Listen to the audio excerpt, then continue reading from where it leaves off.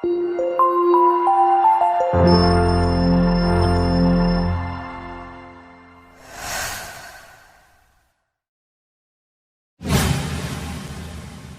बच्चों, तो आज वेक्टर का lecture number 6, my self Raghuraj Singh.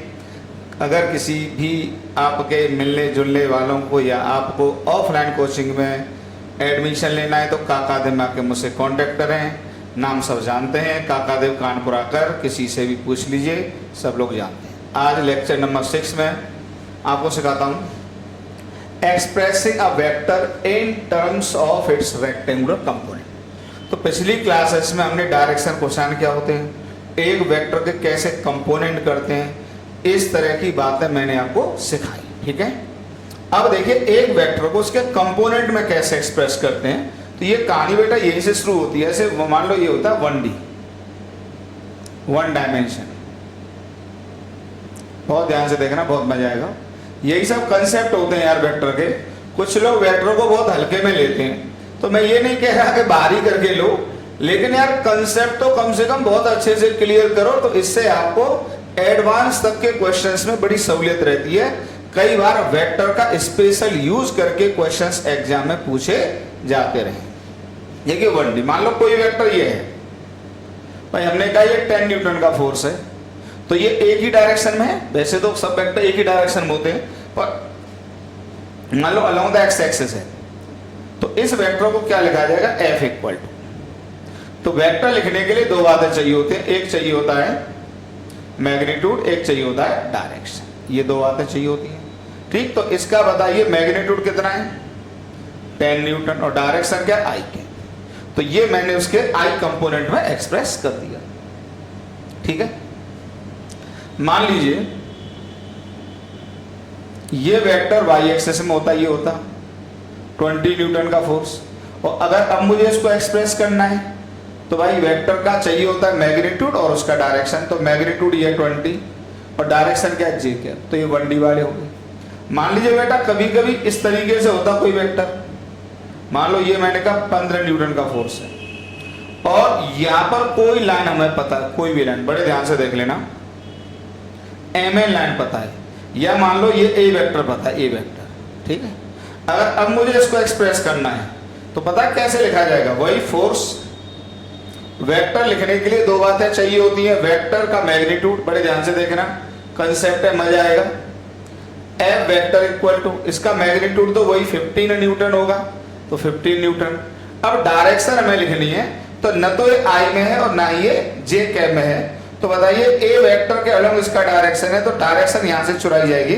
तो यहां से जब डायरेक्शन चोरी करोगे तो इसका level A cap, this is concept, यहां से डायरेक्शन चुराई गई है। ठीक है, चलिए पॉज करके उतारो, पॉज करके उतारिए आराम से, हटाएं।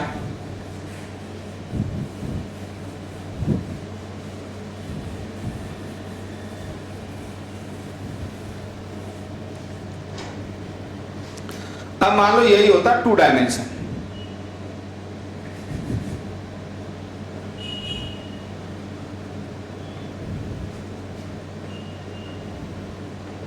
टू डायमेंशन में जो हमको भी देखना है वो I J के कैप में ही एक्सप्रेस करने हैं। तो मान लीजिए हमने एक्स एक्सिस एक प्लेन में ले लेते हैं,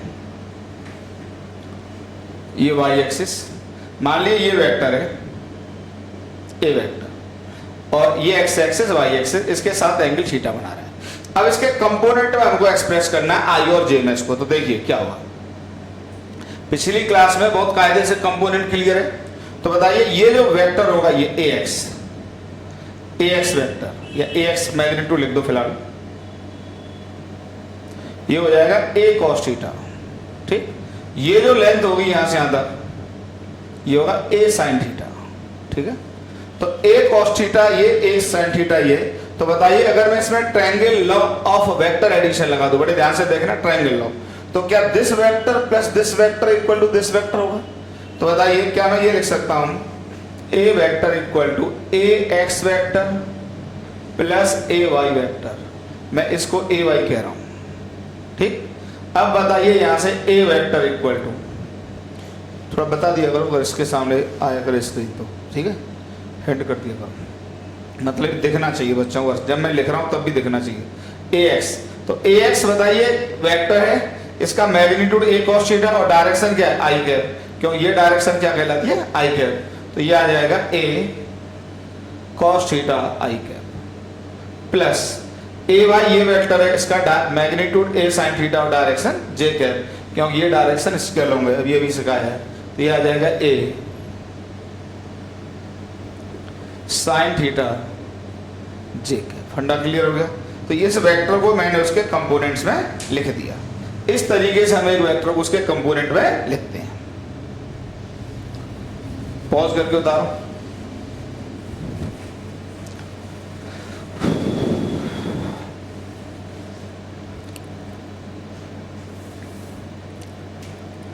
मान लीजिए वेक्टर यहां पर होता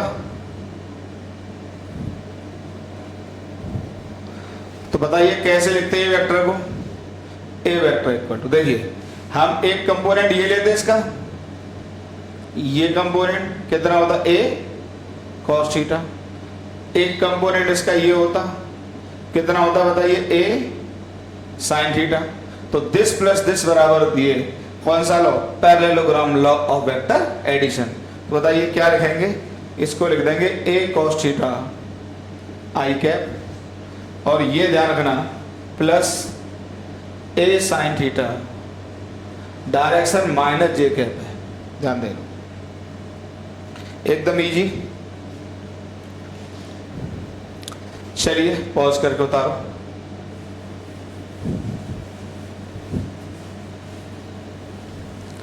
एक एग्जांपल कर लो।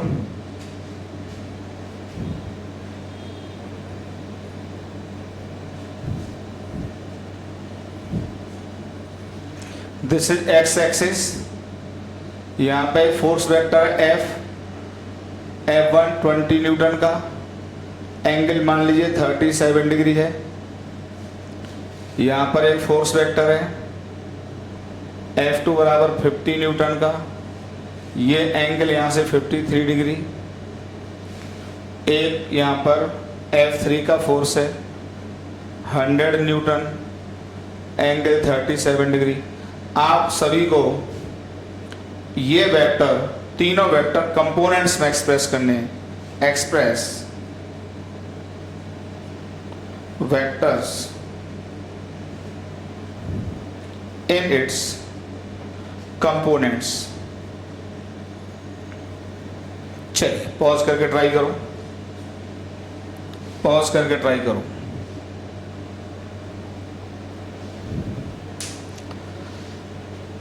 चलिए करके दिखाएं।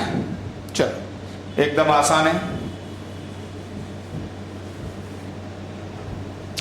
अब तो देखिए डायरेक्ट कर दीजिए, जो F1 वेक्टर होगा, F1 वेक्टर,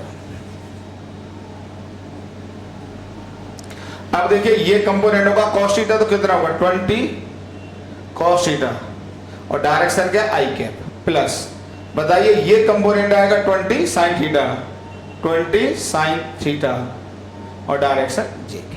क्लियर। अब थीटा की वैल्यू रख दो आप यहां पर 20 इंटू cos 37, cos 37 की वैल्यू बहुत दिन से याद करा रहा हूं 4/5, प्लस 20 sin 37 की वैल्यू 3/5 जे के। This is vector. और बेटर लिखोगे इसको तो ये आ जाएगा 5 4 जा 16 आई cap plus 12 j cap. This is the answer of F1 vector in terms of its coordinates. ठीक है। ऐसे का दूसरा लिखना हो F2, तो क्या लिखेंगे, F2 वेक्टर को डायरेक्ट पता ओरली। देखिए F2 का cos कंपोनेंट आएगा तो आएगा 50 cos 53 i कैप प्लस 50 ये sin कंपोनेंट आएगा 50 sin 53, लेकिन डायरेक्शन आएगा माइनस जे कैप। लिख लोगे। इसी तरीके से F3 पर आ जाओ जरा। अगर आप F3 को लिखेंगे क्या आएगा बताइए, एक कंपोनेंट ये आएगा थीटा वाला cos होता है, लेकिन ये डायरेक्शन माइनस आई कैप है, और एक कंपोनेंट इधर आएगा ये डायरेक्शन माइनस जे कैप है, तो 100 cos 37 माइनस आई कैप प्लस इधर वाला साइन कंपोनेंट आएगा 100 sign 30 minus j cap. Okay, इस तरह से कर लीजिए। इस तरह से एक वेक्टर को उसके कंपोनेंट में एक्सप्रेस करना आपको आ गया। फंडा क्लियर? चलो हटाएं। एक वेक्टर को उसके कंपोनेंट में कैसे एक्सप्रेस करते हैं, वो भी कौन से कंपोनेंट पढ़ा रहा हूं, रेक्टेंगुलर कंपोनेंट। यही क्वेश्चंस में काम आती हैं चीजें, यही सिखा रहा हूं।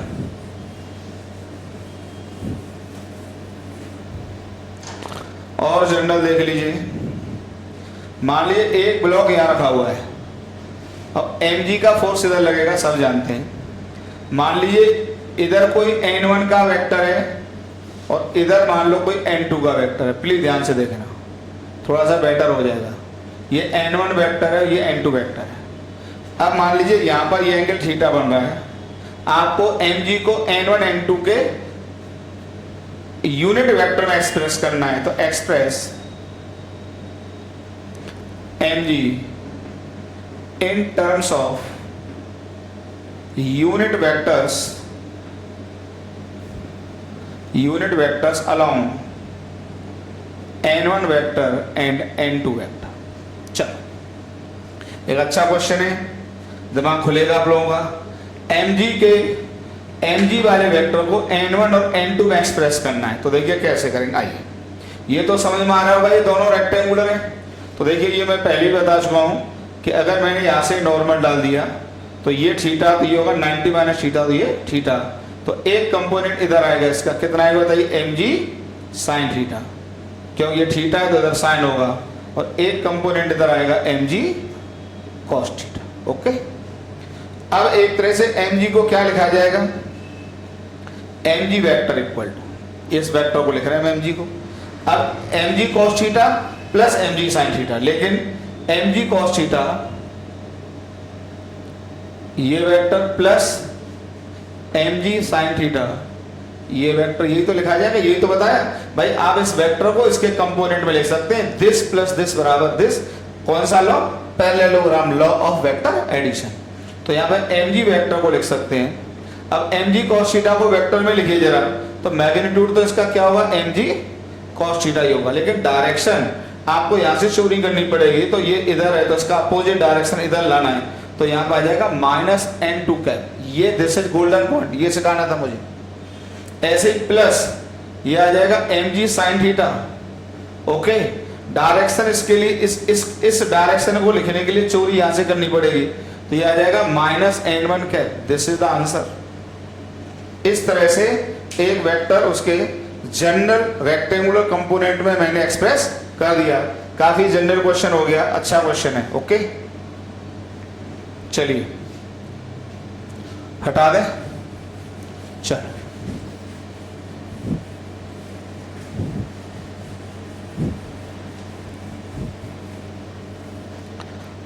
अब देखते हैं इन 3D। तो देखिए, ये मैं पहले भी आपको बता चुका हूं कि कोई भी वेक्टर हो, जैसे ये ए वेक्टर है, मान लो ये अल्फा और ये बीटा है, तो अगर आपको इसको लिखना है तो सबसे बढ़िया क्या होता है तरीका, ए वेक्टर इक्वल टू ये ए कॉस अल्फा होगा, लेकिन डायरेक्शन क्या होगा, आई कैप प्लस।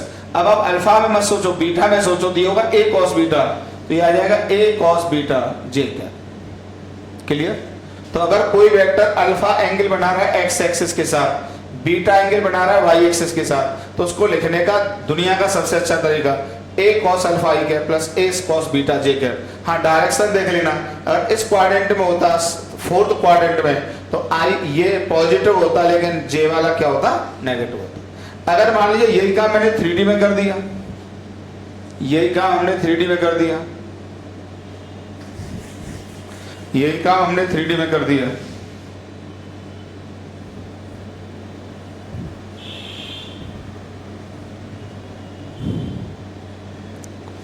यही काम हमने 3D में कर दिया।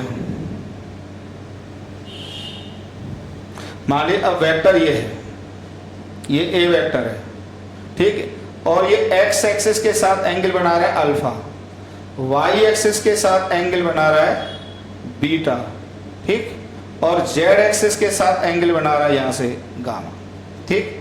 तो अल्फा क्या है, angle with x axis, beta क्या है, एंगल विद वाई एक्सिस, और गामा क्या है, angle with Z axis. Z axis के साथ एंगल है। तो बताइए यहां पर जो ए वेक्टर लिखा जाएगा, बताइए क्या लिखा जाएगा। अब देखिए जो बात मैंने यहां पर सिखाई, इसका ए कॉस अल्फा आई कैप, ए कॉस बीटा जे कैप, और अब इसमें एक और आ जाएगा के कैप, तो वो होगा ए कॉस गामा के कैप। तो ये आ जाएगा सीधे सीधे ए कॉस अल्फा आई कैप प्लस ए कॉस बीटा जे कैप प्लस ए कॉस गामा के कैप। फंडा क्लियर हुआ। इस तरह से एक वेक्टर उसके 3D कंपोनेंट्स में लिख दिया जाएगा। ओके, पॉज करके उतारो, अच्छा क्वेश्चन है।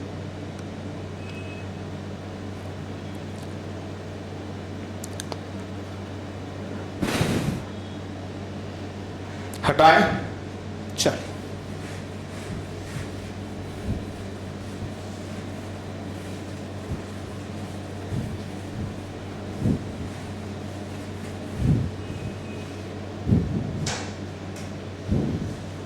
एक क्वेश्चन लिखते हैं।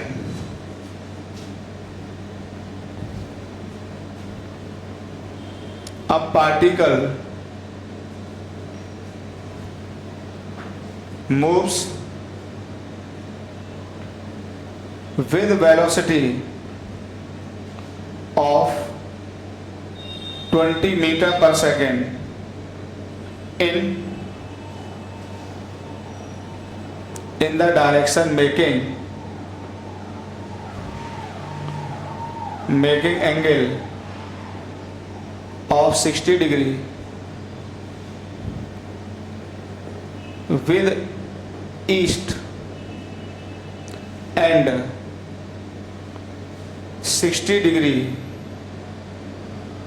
with north, ठीक, represent the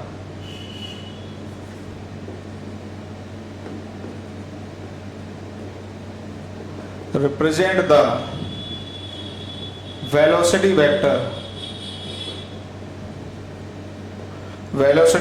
in rectangular form।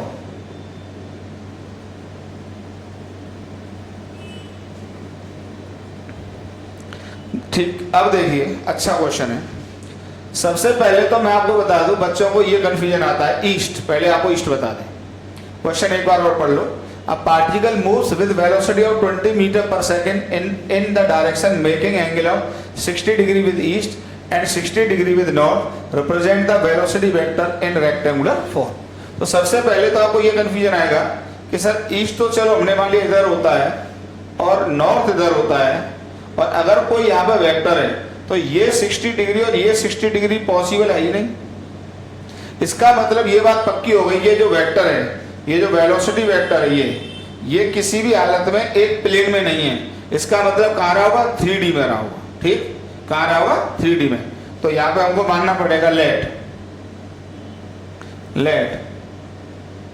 ये बात समझ में आ गई कि वेक्टर किसी भी हालत में एक प्लेन में नहीं हो सकता, क्योंकि प्लेन में होता तो दोनों एंगल का सम 90 हो सकता था, ये 60 और 60 हो ही नहीं सकते थे। तो फिर हमको मानना पड़ेगा let 60 degree is angle with east and 60 degree is angle with north। और कोई गामा एंगल मान लीजिए, gamma angle with Z axis, क्योंकि जो ईस्ट वाली एक्सिस होती है उसको हम क्या मान सकते हैं, एक्स, और इसको क्या मान सकते हैं, वाई। तो जो जेड डायरेक्शन उसको जेड कह दो, क्योंकि उसमें वेस्ट तो कह नहीं पाओगे, क्योंकि ईस्ट का अपोजिट वेस्ट होता है, नॉर्थ का अपोजिट साउथ होता है, तो वो तो असल में इसके प्लेन के परपेंडिकुलर होता है, तो उसको जेड मान लिया। तो gamma angle with Z axis. तो हमने पिछली क्लास में एक बहुत अच्छा फंडा बताया था अगर यहाँ पे गामा मिल जाए तो गामा देखो कैसे मिलेगा।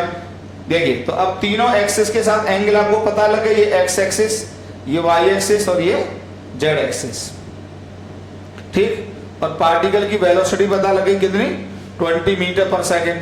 तो ये एंगल यहाँ पे अल्फा है और ये एंगल 60 डिग्री मान लो इसको, और ये भी एंगल 60 डिग्री, और जेड एक्सिस के साथ गामा है। तो हम यहाँ पे वेलोसिटी वेक्टर को क्या लिखेंगे बताइए, यहाँ लिखेंगे 20 cos 60 आई कैप प्लस 20 cos 60 जे कैप प्लस 20 cos गामा और के कैप। अब केवल इसमें क्या निकालना बाकी रह गया, केवल क्या निकालना बाकी रह गया, गामा। तो गामा को कैसे निकालेंगे, आपको पिछली क्लास में हमने डायरेक्शन कोसाइन का रूल बताया था कि cos square alpha plus cos square beta plus cos square gamma बराबर 1 होता है, ठीक। अब यहाँ पर अल्फा बीटा 60 डिग्री दिए हुए हैं, तो गामा की वैल्यू आपको यहाँ से मिल जाएगी। तो बताइए cos अल्फा 60 डिग्री का मतलब हो गया cos 60 डिग्री का स्क्वायर प्लस cos बीटा भी 60 डिग्री है तो 60 डिग्री का स्क्वायर प्लस आ जाएगा cos square gamma equal to 1। अब बताइए cos 60 होता है हाफ, तो ये आएगा 1/4 प्लस ये भी आएगा 1/4 plus cos square gamma equal to 1। तो यहाँ से cos स्क्वायर गामा की वैल्यू आ जाएगी 1/2, क्योंकि 1/4 प्लस 1/4 1/2 होता है, उधर जाके घटेगा 1/2। तो यहाँ से cos गामा इक्वल टू 1/√2 और 1/√2, तो बताइए गामा इक्वल टू 45। फंडा क्लियर। जैसे आप गामा को 45 डालोगे तो ये वेक्टर आपको वेलोसिटी वेक्टर तीनों रेक्टेंगुलर कंपोनेंट में एक्सप्रेस हो जाएगा। एक बढ़िया क्वेश्चन था कंपोनेंट के ऊपर। चलो पॉज करके उतारो, पॉज करके उतारिए।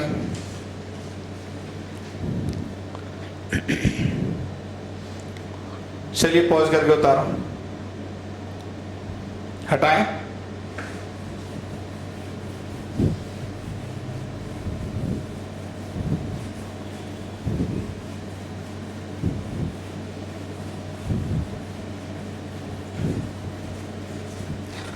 अब जैसे एक वेक्टर को मैंने एक्सप्रेस किया उसके रेक्टेंगुलर कंपोनेंट्स में, उसी तरीके से एक वेक्टर को एक्सप्रेस किया जाता है उसके एक्स वाई जेड कोऑर्डिनेट्स में। देखो कैसे, बहुत अच्छा पॉइंट है ये भी, हालांकि सेम है।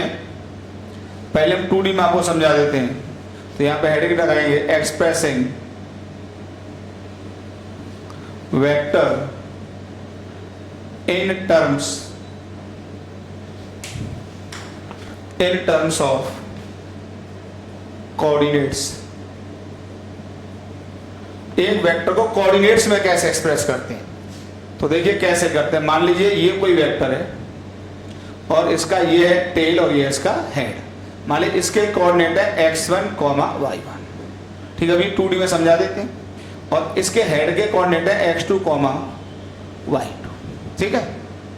अब ध्यान से देखिए, अब यहां पर भी अगर मैं आपको समझाऊं आराम से, तो देखिए ये ऐसे ड्रॉ कर लो।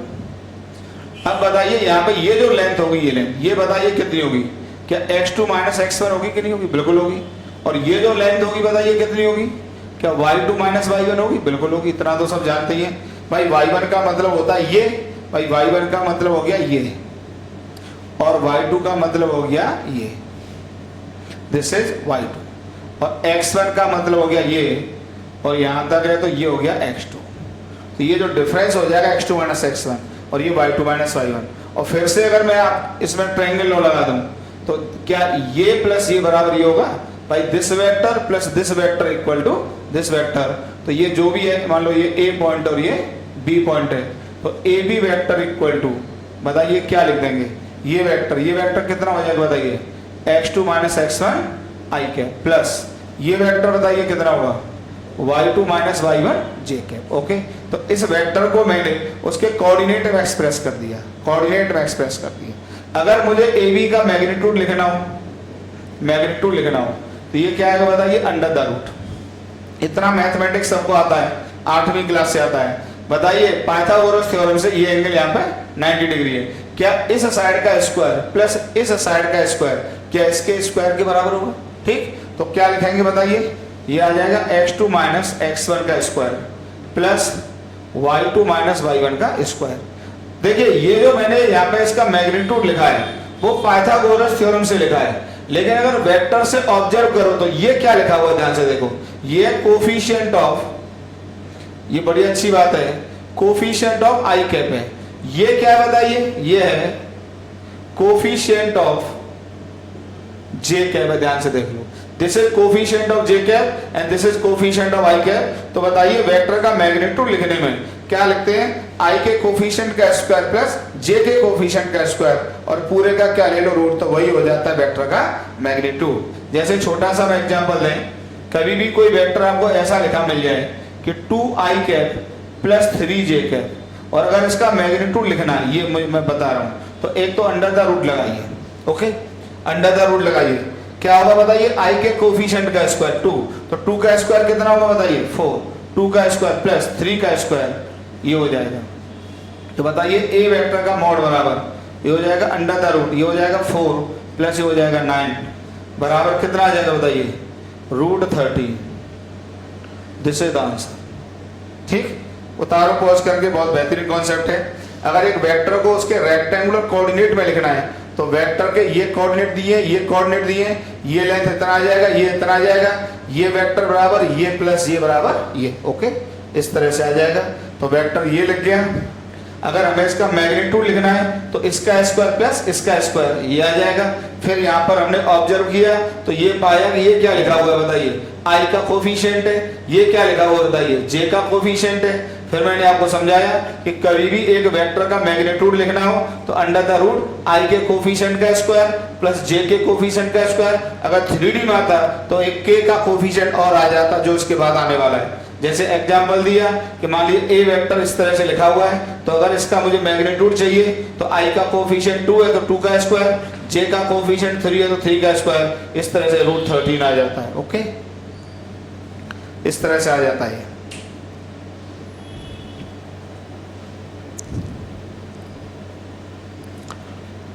और अगर इसका यूनिट वेक्टर लिखना हो, यूनिट वेक्टर लिखना हो ए बी का यूनिट वेक्टर, तो बताइए क्या पढ़ाया था हमने, वेक्टर डिवाइडेड बाय वेक्टर का मॉड, ये इसका आ जाएगा यूनिट वेक्टर। ये भी कई बार पूछा जाता है, ये आ जाएगा इस वेक्टर का मॉड।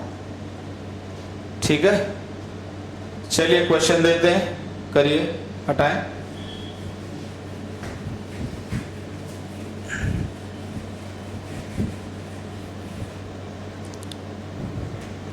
जैसे एक छोटा सा एग्जांपल देते हैं, ये एक्स एक्सिस ये वाई एक्सिस, मान लीजिए ये दो पॉइंट हैं, इस ये ए पॉइंट इसके कोऑर्डिनेट हैं 2, -4, ये बी पॉइंट है कोऑर्डिनेट है 4, 2, ये कोऑर्डिनेट है। अब आपको ए बी वेक्टर लिखना है।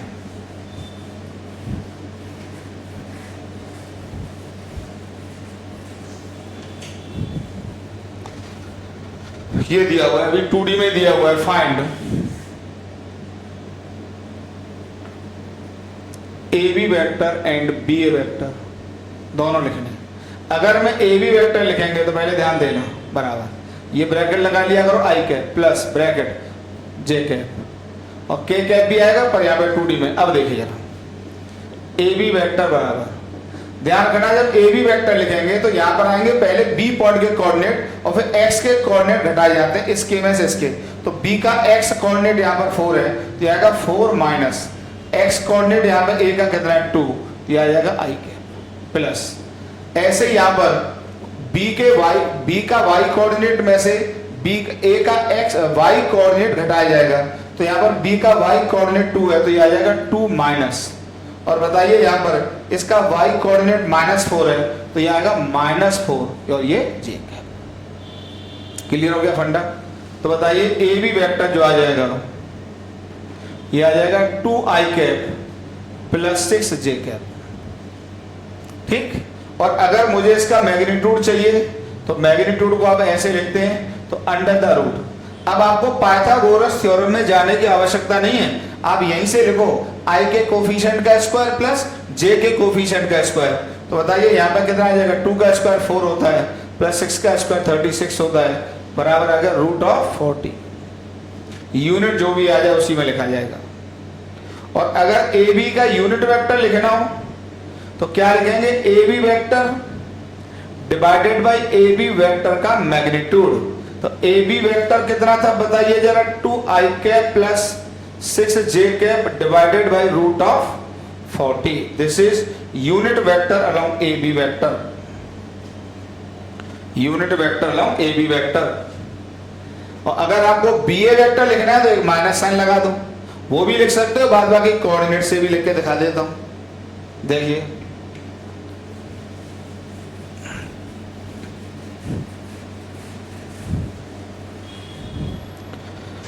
अगर आपको यहां पे बी ए वेक्टर लिखना है तो अब की बार यही ऐसे लगाया करो, आई कैप प्लस ये ब्रैकेट्स जे कैप। अब यहां पे ए के कोऑर्डिनेट में से बी के कोऑर्डिनेट घटाए जाएंगे। अब यहां पे देखिए ए का कोऑर्डिनेट पहले आएगा तो यहां पे 2 माइनस ये 4 आएगा, ऐसे ही यहां पर ये -4 -2 आएगा। तो यहां पे जो बी ए वेक्टर आ जाएगा ये आ जाएगा -2i -6j कैप। ठीक, इस तरह से लिखा जाएगा। ठीक है, चलिए पॉज करके उतारो। अगर यही काम मान लीजिए 3D में करना होता, यही काम मान लीजिए 3D में करना है हमको, तो अगर 3D में करना है x axis, y axis, z axis, मान लीजिए ये कोई वेक्टर है, ये यहाँ पे B पॉइंट, इसके कोऑर्डिनेट है x2, y2, z2, और ये A point x1, y1, z1। अगर हमको ए बी वेक्टर लिखना है तो अब यहाँ पे डेरिवेशन नहीं देंगे, उसी को एक्सटेंड कर देंगे जो 2D में सिखाया था। तो बताइए बी के कोऑर्डिनेट में से ए पॉइंट के कोऑर्डिनेट्स घटाए जाएंगे और 3 ब्रैकेट बनेंगे, आई कैप प्लस जे कैप प्लस के कैप। ये सब कर लिया करो, कितना आसान होता है। अब पहले बी का एक्स कोऑर्डिनेट तो ये आ जाएगा x2 माइनस ए का एक्स कोऑर्डिनेट x1, ऐसे यहां पर बी का y coordinate y2 minus y1, यहां पर z2 माइनस z1। ठीक, और अगर आपको यहां पर ए बी का मैग्नीट्यूड लिखना हो तो वही आ जाएगा अंडर द रूट आई के कोफिशिएंट का स्क्वायर, तो यह आ जाएगा x2 माइनस x1 का स्क्वायर प्लस जे के कोफिशिएंट का स्क्वायर y2 माइनस y1 का स्क्वायर प्लस के कोफिशिएंट का स्क्वायर मतलब z2 माइनस z1 का स्क्वायर। और अगर आपको ए बी का यूनिट वेक्टर लिखना हो तो बताइए क्या आ जाएगा, A B vector divided by A B vector का मॉड। कितना आसान है। ठीक, एक एग्जांपल करा देता हूं उस पर भी। हटाएं, पॉज करके उतारो, एकदम सरल चीजें हैं।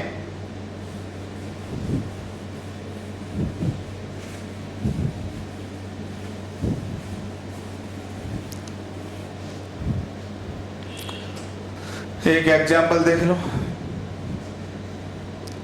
X axis, Y axis, Z axis. मान लीजिए ए पॉइंट ये है 2, -4, -3। बी पॉइंट ये है मान लीजिए 6, 2, 3। फाइंड ए बी का यूनिट वेक्टर पूछा है, तो सबसे पहले हम A B vector find out करेंगे। ए बी वेक्टर लिखने के लिए आपको 3 ब्रैकेट्स और आई जे के प्रॉपर। अब बताइए बी पॉइंट के कोऑर्डिनेट ये, इसमें से ए पॉइंट के कोऑर्डिनेट घटाओगे तो आ जाएगा 6 -2। यहां पर क्या आएगा बताइए, 2 माइनस ऑफ -4। बड़े ध्यान से देख लो, यहां पर z 3 माइनस ऑफ -3। तो बताइए जो ए बी वेक्टर आ जाएगा वो कितना आएगा बताइए, ये आ जाएगा 4i कैप प्लस ये करोगे 6 जे कैप प्लस ये आ जाएगा 6 के कैप। ओके, जब आप ए बी वेक्टर का मॉड निकालोगे ये आ जाएगा अंडर द रूट, बताइए आई के कोफिशिएंट का स्क्वायर 16 प्लस जे के कोफिशिएंट का स्क्वायर 36 प्लस के कोफिशिएंट का स्क्वायर 36, जो भी आ जाए। और अगर हम ए बी वेक्टर का यूनिट वेक्टर निकालेंगे तो A B vector divided by A B vector का मोर बराबर ए बी वेक्टर बताइए क्या आएगा 4i plus 6j plus 6k divided by ये जो भी आ जाए आप जोड़ लेंगे, इसको जोड़ेंगे तो वैसे कितना आएगा, ये आएगा 72 प्लस 16 88, ठीक 88 आ जाए। ओके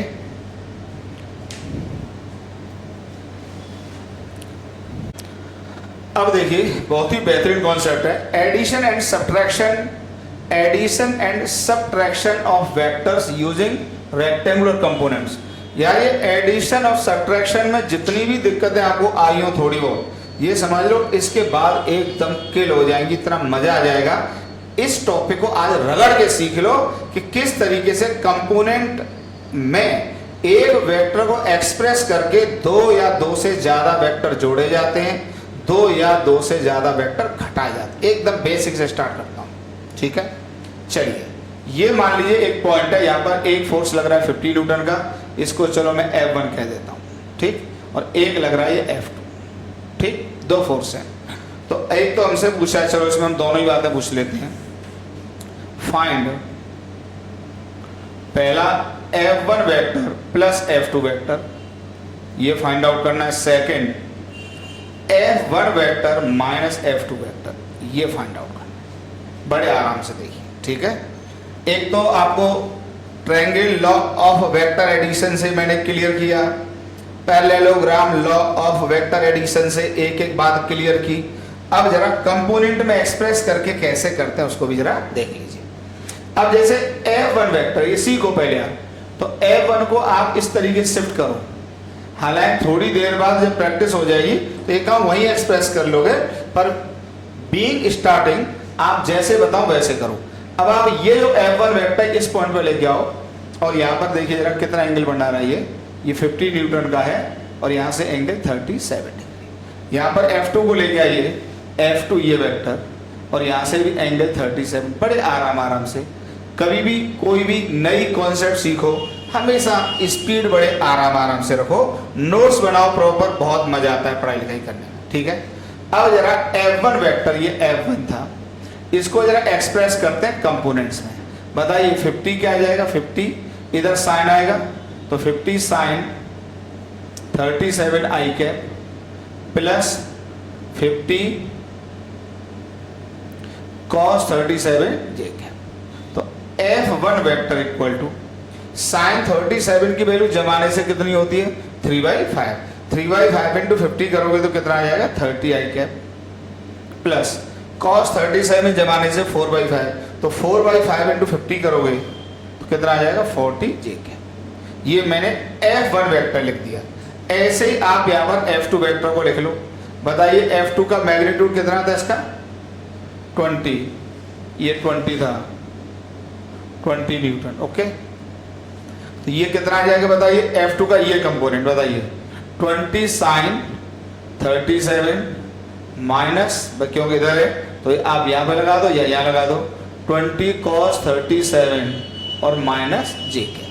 तो जो F2 वेक्टर आ जाएगा ये आ जाएगा साइन 37, बताइए 3/5, 3/5 इंटू ये करोगे तो ये आ जाएगा 12 आई कैप। यहाँ से माइनस आगे आ जाएगा माइनस, cos 37 होता है 4/5, तो 4/5 इंटू 60 जे कैप। ठीक, ये वेक्टर हमने दोनों एक्सप्रेस कर लिए। चलो करो इतना।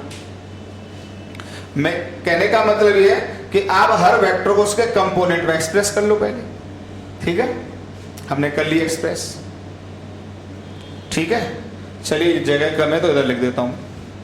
तो F1 वेक्टर जो हमने कंपोनेंट में एक्सप्रेस किया, F1 वेक्टर लिखा 30 आई कैप प्लस 40 जे कैप। F2 जो वेक्टर लिखा वो लिखा 12 आई कैप माइनस 16 जे कैप, ठीक है। ये आ जाएगा, ठीक है। हटा दें यहां से इसको। अब देखिए आपको फाइंड आउट क्या करना था, F1 vector plus F2 vector find out करना था। एकदम आसान होता है। तो F1 वेक्टर बताइए कितना है 30 आई कैप प्लस 40 जे कैप प्लस F2 वेक्टर क्या है बताइए, 12i cap minus 16j cap. अच्छा इतना आप जानते हैं तो ठीक है, नहीं जानते तो सुन लीजिए। वेक्टर में ध्यान रखना, i के साथ जुड़ता है, j के साथ जुड़ता है, k के साथ जुड़ता है। इवन घटाने में भी ऐसा ही होता है, i के साथ घटता है, j के साथ घटता है, क्योंकि ये असल में होते हैं म्यूचुअल परपेंडिकुलर। यार एक क्वांटिटी इधर है तो इधर उसका कोई इफेक्ट ही नहीं होता ना, तो i में i जोड़ते या घटाते हैं, j में j जोड़ते या घटाते हैं, और k में k ही जोड़ते हैं और k ही घटाते हैं। इस बात को जरा सी बात है एकदम याद कर लो मेरे मुंह से सुनने के बाद, कोई ज्यादा दिमाग ना चलाओ। ओके, तो अब मान लीजिए इसको हम जो भी कह देते हैं f नेट, या चलो f1 प्लस f2 कहते हैं, f1 vector plus f2 vector बराबर। अब i में से i जुड़ेगा तो ये आ जाएगा 42i कैप, और 40 में से 16 जाएगा तो ये आ जाएगा 24j कैप। जरा देख लो, 40 में से 16 तो कोई भी घटा लेगा, 24 ही आएगा। ठीक है, अब ये वेक्टर है, इसको जरा बहुत ध्यान से रीड करो। अगर मान लीजिए मुझे इसका मैग्नीट्यूड चाहिए, पहले तो ये बता दूं, तो मैग्नीट्यूड में तो कोई देरी है ही नहीं, ये आ जाएगा अंडर द रूट। ठीक, ये आ जाएगा 42 का स्क्वायर प्लस 24 का स्क्वायर, जो भी आंसर आ जाए। लेकिन मेन होता है इसका डायरेक्शन, सबसे महत्वपूर्ण क्या होता है, डायरेक्शन या ओरिएंटेशन। डायरेक्शन और ओरिएंटेशन, ये लाई कहां पे कर रहा है, तो देखिए जब भी आपको एक वेक्टर उसके कंपोनेंट फॉर्म में दिया हो तो उसके डायरेक्शन को डिटरमाइन करने का जो बढ़िया तरीका होता है, आप थिंक करो about the parallelogram law of vector addition. अब बताइए, अगर हम f1 प्लस f2 को एरो मेथड या ज्योमेट्री से रिप्रेजेंट करें तो 40, अब इस पॉइंट पर जरा रिप्रेजेंट कर दो तो 42 तो आइए, तो इस डायरेक्शन में कितना है 42 ये, और प्लस वर्टिकल में कितना है 24, ये रिप्रेजेंट होगा। अब बताइए अगर एक 42 इधर है और 24 इधर है, तो इन दोनों के जुड़ने के बाद ही तो f1 vector plus f2 vector बन के आ रहा है, तो इन दोनों का जो रिजल्टेंट हो जाएगा वो ये हो जाएगा, ये। This is the direction of f1 vector plus f2 vector. और अगर इसका फाइनल एंगल बताना हो तो tan अल्फा की जो वैल्यू आ जाएगी, tan अल्फा इक्वल टू क्या, परपेंडिकुलर अपॉन बेस, तो ये आ जाएगा 24/42, ये इतना एंगल आ जाएगा विद पॉजिटिव x एक्सिस। इस तरीके से हम रिजल्टेंट वेक्टर का डायरेक्शन निकालते हैं और रिजल्टेंट वेक्टर का मैग्नीट्यूड निकालते हैं। बाद बाकी दोनों वेक्टर को घटाने के बाद क्या आएगा वो भी दिखाता हूं। पॉज करके उतारो, पॉज करके उतारिए।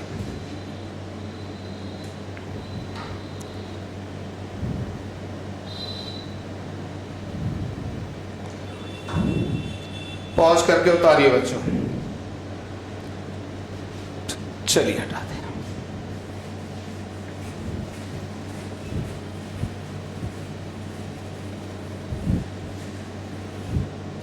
अब मुझे इसमें से मान लीजिए f1 minus f2 find out करना है,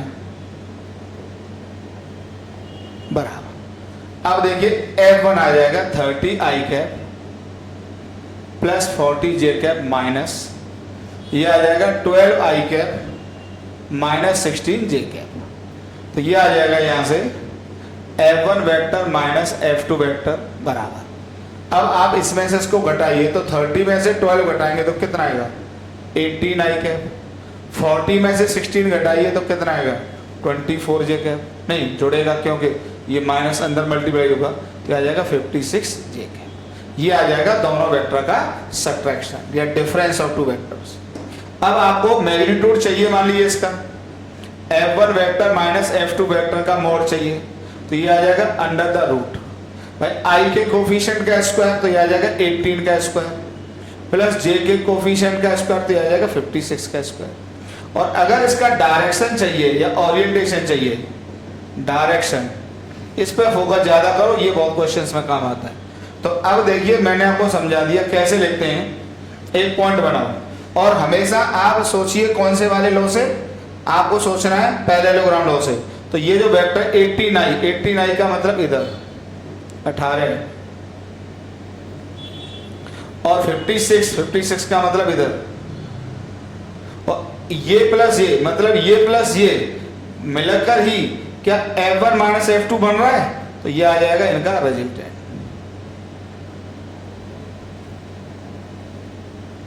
ये रिप्रेजेंट होगा F1 vector minus F2 vector. और यहां से मान लो एंगल कोई बीटा बन रहा है तो tan बीटा की जो वैल्यू आ जाएगी दिस अपॉन दिस, तो ये आ जाएगा 56/18। This is the answer. तो बताइए resultant vector F1 vector minus F2 vector का जो डायरेक्शन आएगा विद पॉजिटिव एक्स एक्सिस वो tan बीटा का इतना एंगल यहां से बना रहा होगा। ओके, इतना एंगल यहां से बना रहा होगा। हटाएं।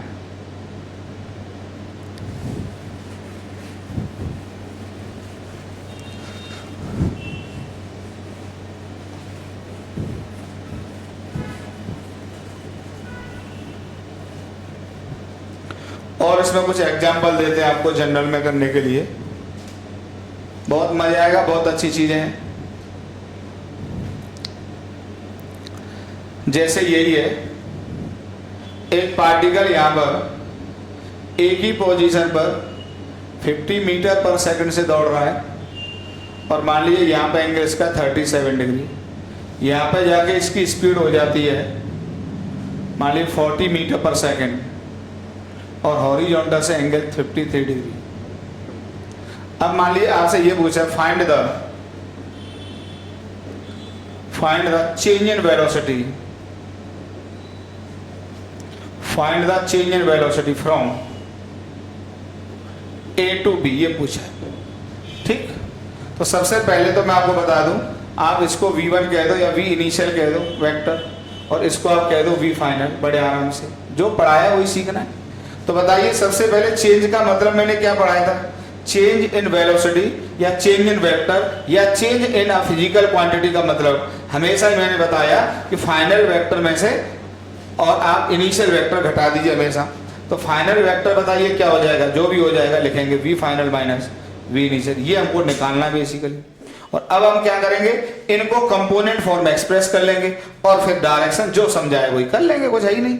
अब देखिए V फाइनल को देखो जरा, V फाइनल ये वेक्टर है, V फाइनल को इस पॉइंट पे रखो, जो बता रहा हूं यार जीवन बदल जाएगा, तो ये आ जाएगा 40, सीख जाओ।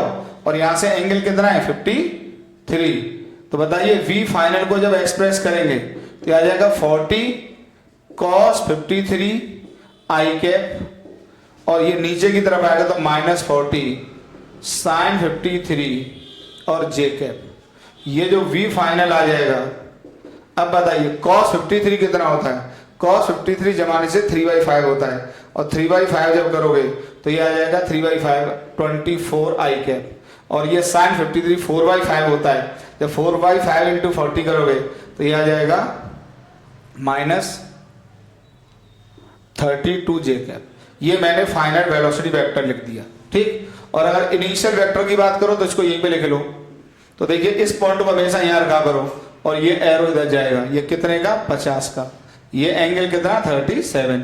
अब यार ओरली करने लगो कंपोनेंट को, ये आएगा कितना 50 cos 37, cos 37 कितना होता है 4/5, 4/5 इंटू 50 कितना होगा बताइए, मेरे हिसाब से 40, और ये कितना आ जाएगा 30, कर लोगे ना। 50 sin 37, sin 37 कितना होता है 3/5, 3/5 इंटू 50 30 आ जाएगा। बताइए अगर ये V इनिशियल है तो V इनिशियल को वेक्टर फॉर्म में क्या लिखेंगे, कंपोनेंट में क्या लिखेंगे बताइए, ये आ जाएगा 40 आई कैप, और वर्टिकल कितना है 30 जे कैप, कुछ है ही नहीं। ठीक, अब आपको delta V vector find out करना है, तो डेल्टा V को जो मैंने डेफिनेशन बताई, V final minus V initial, दुनिया का सबसे अच्छा तरीका।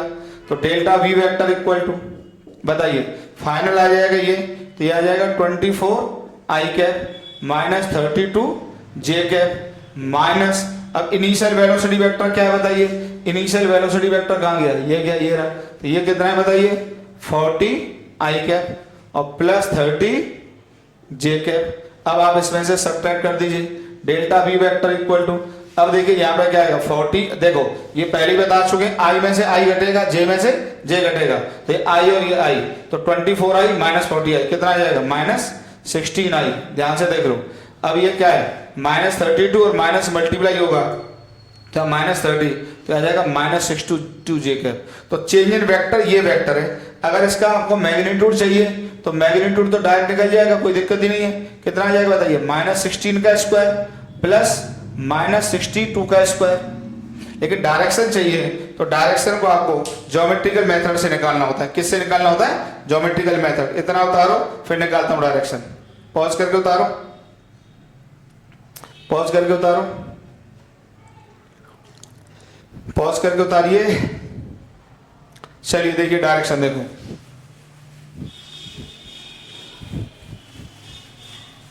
अगर डायरेक्शन चाहिए आपको to find direction of delta V vector, तो देखिए डेल्टा वी वेक्टर जो लिखा हुआ है आराम से देख लीजिए, ये लिखा हुआ है -16 i कैप -62 j कैप। अब आप देखिए आराम से, मैंने कहा था हमेशा पैरेललोग्राम लोगो सोचा करो। -16 तो इसका मतलब इधर है ये 16 और -62 ये आ जाएगा 62 ये, और इन दोनों का सम के बाद आएगा ये रिजल्टेंट। इतना आसान, दुनिया का सबसे अच्छा तरीका ये जो वेक्टर है, ध्यान से देख लो, ये जो वेक्टर है जैसे डेल्टा वी वेक्टर, और अगर ये एंगल अल्फा है तो बताइए tan अल्फा की वैल्यू कितनी आ जाएगी? tan alpha equal to perpendicular upon base, तो ये कितना आता? 62, तो 62/16 ये आ जाएगा, जो भी आ जाएगा। इस तरह से हम एक वेक्टर को कैलकुलेट करते हैं। ओके,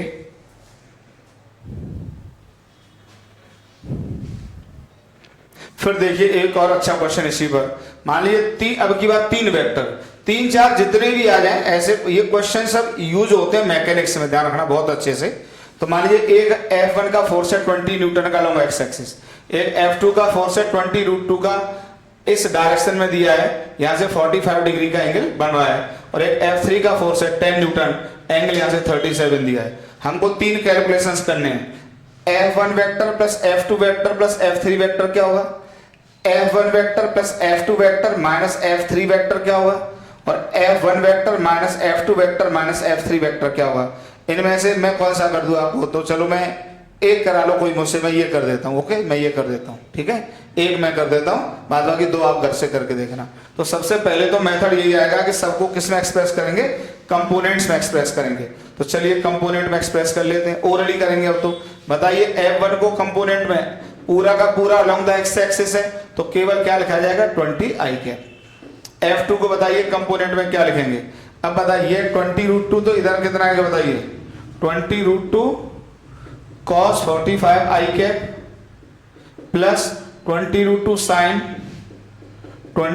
sin 45 j कैप, ठीक।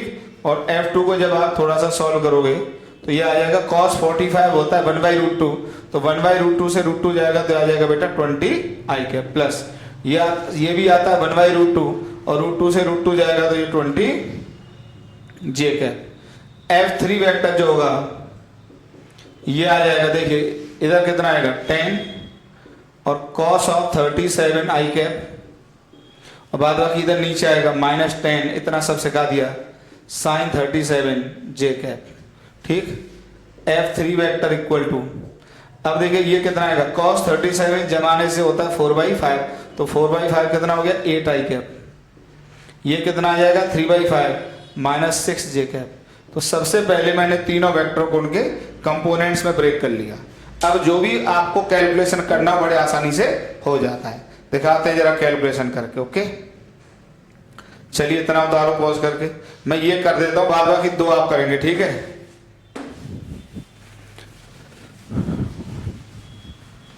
चलिए अब हमको इसमें फाइंड आउट करना है F1 vector F2 vector minus F3 vector बराबर। अब F1 वेक्टर कितना है बताइए?